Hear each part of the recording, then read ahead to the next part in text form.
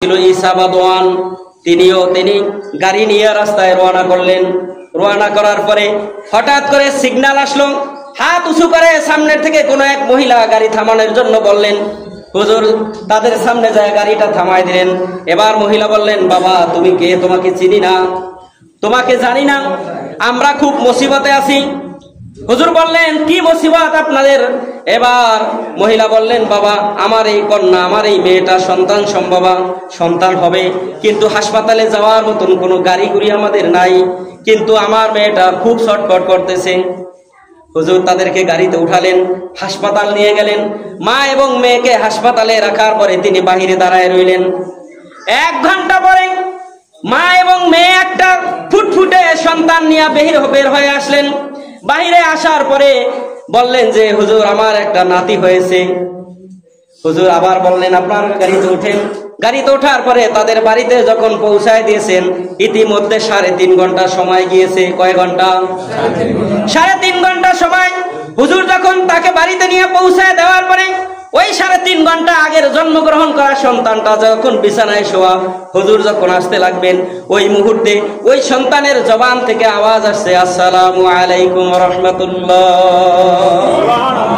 আরো আওয়াজ জোরে বলেন না, সুবহানাল্লাহ। বয়স কয় ঘন্টা?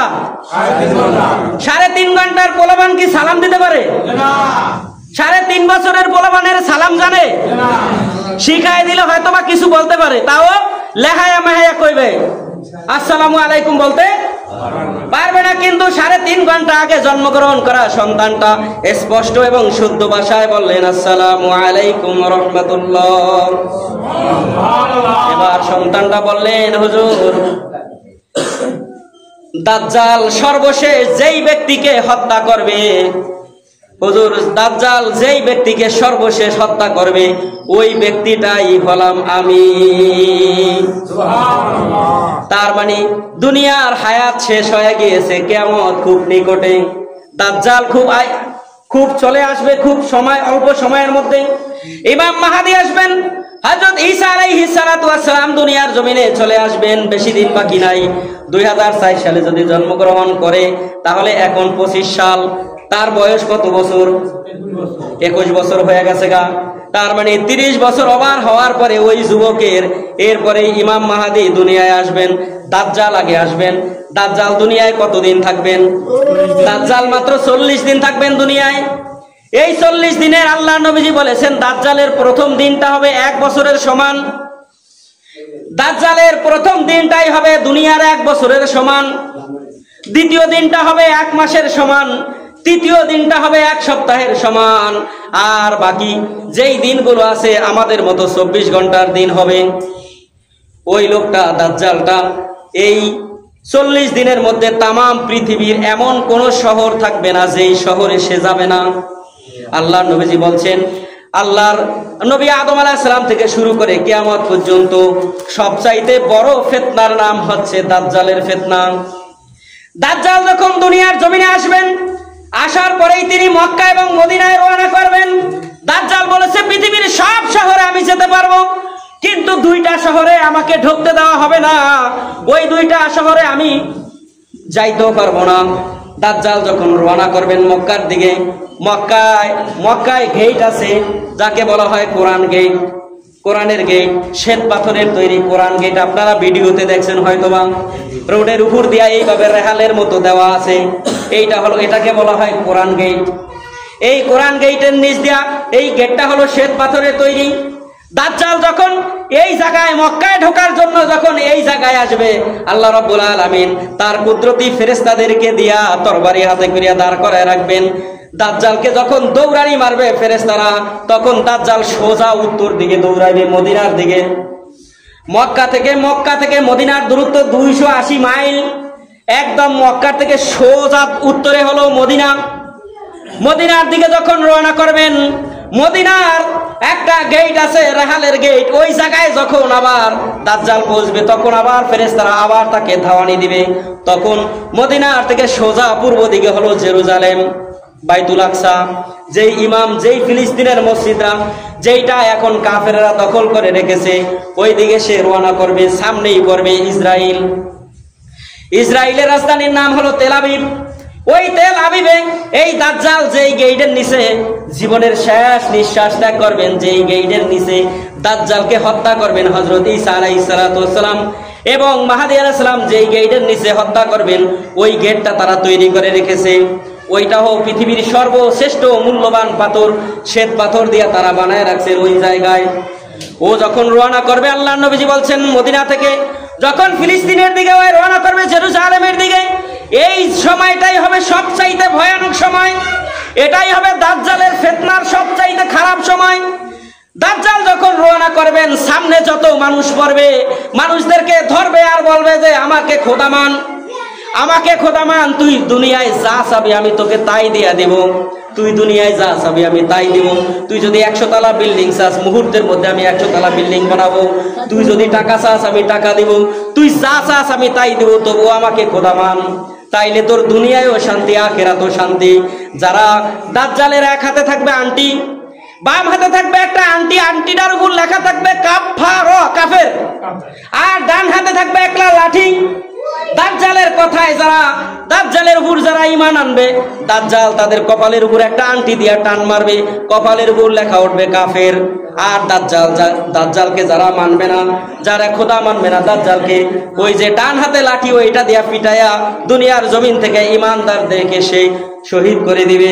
এইভাবে যখন দাজ্জাল সামনের দিকে জেরুজালেমের দিকে রওনা করবেন, সর্বশেষ এক যুবকের সঙ্গে দেখা হবে, যেই যুবকটা 2004 সালে জন্মগ্রহণ করেছে। আমরা যতটুকু শুনেছি, সত্য মিথ্যা আল্লাহ তাআলাই ভালো জানে, আমরা জানি না, কিন্তু ওই ছেলের মুখের কথা এখনো ঈসা বাদওয়ান জীবিত আছে ফিলিস্তিনে। বলেন সুবহানাল্লাহ।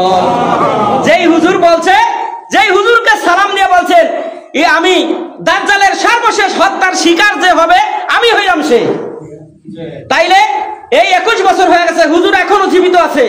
হুজুরের মুখের কথা, ওই সন্তানের মুখের কথা আমরা যতটুকু ইতিহাস থেকে জেনেছি, এটা বাকিটা আল্লাহ তাআলাই, আল্লাহু আলামু, আল্লাহ তাআলাই কি ভালো জানেন, আমরা জানি না। এই সন্তানটার কাছে যখন যাবে, দাজ্জাল তাকে ধরবে, ধরার পরে বলবে তুমি আমাকে খোদা মানো, যদি খোদা মানো তোমার দুনিয়ায়ও শান্তি আখিরাতেও শান্তি। ওই সন্তানটা যখন বলবে আমি তোমাকে খোদা মানবো না, ওই সন্তানটাকে ধরে দুই পায়ে ধরে হেরে ফেলবে। ওই সন্তানটাকে দুইটা ভাগ করে হালাইব, ভাগ করার পরে আবার ওই সন্তানটাকে জোড়া লাগাইবে, লাগানোর পরে আবার দাজ্জাল তাকে রূহ দিবে। রূহ দেওয়ার পরে বলবে যে দেখো আমি তোমাকে মেরে ফেলেছি, আবার আমি জীবিত করেছি, কারণ মারতে পারেন যিনি, জীবিত করতে পারেন তিনি কে? আল্লাহ ছাড়া কাউকে কেউ মারতেও পারে না, জীবিত করতেও পারে না, কিন্তু দাজ্জালের ক্ষমতা থাকবে। দাজ্জাল মানুষকে মারতেও পারবে, আবার জীবিত করতেও পারবে, কারণ এটাই দাজ্জালের ফিতনা। এই সন্তানটা যখন তাকে আবার রূহ দেওয়া হবে, রূহ দেওয়ার পরে ওই সন্তানটাকে বলবে দেখো আমি তোমাকে মেরে ফেলেছিলাম, আবার তোমাকে জিন্দা করেছি, এবার তুমি আমাকে বিশ্বাস করো কিনা আমি যে খোদা? এবার সন্তান বললেন না, তুমি যে খোদা না, তোমার এই আকামের কারণে আমার ঈমানটা আমার আল্লাহ আরো পোক্ত বানায়া দিয়েছে। এবার দাজ্জাল বলবেন তুমি আমাকে বিশ্বাস করো না। সন্তান বলবেন না আমি তোমাকে বিশ্বাস করি না। এবার বলবেন তোমার মা বাবা অনেক আগে মারা গেছে, আমি যদি তাদেরকে কবর থেকে জীবিত করিয়া দেখাই তারি তাইলে কি বিশ্বাস করবা? সন্তান কোনো কথা বলেন না। কবর থেকে দুইজনকে তার মা বাবার নামে ডাক দিবেন। শয়তান দুইটা তার মা বাবার সুরত ধরিয়া তার সামনে আইসা দাঁড়াইবে। ওই মা বলবেন আমি তোমার মা, বাবা বলবেন আমি তোমার বাবা। এবার সন্তান বলবেন আমার ঈমান আল্লাহ আরো বেশি পোক্ত করে দিয়েছেন, কারণ তোমরা দুইজন শয়তান, অরিজিনাল শয়তান, আমার মা বাবার রূপ ধরিয়া তোমরা আমাকে ধোঁকা দিতে আইছো। এবার সন্তানটাকে ছুরি দিয়া যখন কল্লার উপরে, সন্তানের কল্লার উপরে যখন দাজ্জাল যখন ছুরি চালাইবেন, আল্লাহ রাব্বুল আলামিন এই জায়গা থেকে শুরু করে এই জায়গা পর্যন্ত তামাম দেহ, এই দেহটাকে আল্লাহ তাআলা, এই কণ্ঠনালীটা, কল্লাটাকে আল্লাহ তামা দিয়ে আটকায়া দিবে। দাজ্জাল তাকে কল্লা কেটে আর হত্যা করতে পারবে না, কিন্তু তাকে সে হত্যা করবে অন্যভাবে, সে তাকে হত্যা করতে পারবে, কিন্তু কল্লা কেটে সে হত্যা করতে পারবে না। তাইলে আমাদের মুসলমানদের অবস্থা এখন করুন এবং দুর্গতির মধ্যে আমরা অবস্থান করতেছি। আল্লাহ তাআলা আমাদেরকে ওই বিপদ, দাজ্জালের বিপদ থেকে যেন হেফাজত করে, সকলে বলি আমিন। আমরা মুসলমান হিসেবে আমরা মুসলমানের পক্ষে আছি না নাই? আমরা সবাই মুসলমানের পক্ষে আছি না বিপক্ষে? মুসলমান মুসলমানের পক্ষে থাকবে, এটাই ইমানের দাবি। আমার আপনার ইমানের দাবি হলো আমরা মুসলমান, আমরা থাকবো মুসলমানের সঙ্গে। মুসলমানের কষ্ট হলে আমার দেহে কষ্ট পাবে, মুসলমান কষ্ট বলে আমার অন্তর কষ্ট পাবে। এই কষ্টটা পাওয়াটার নামই হলো ঈমান। সুবহানাল্লাহ।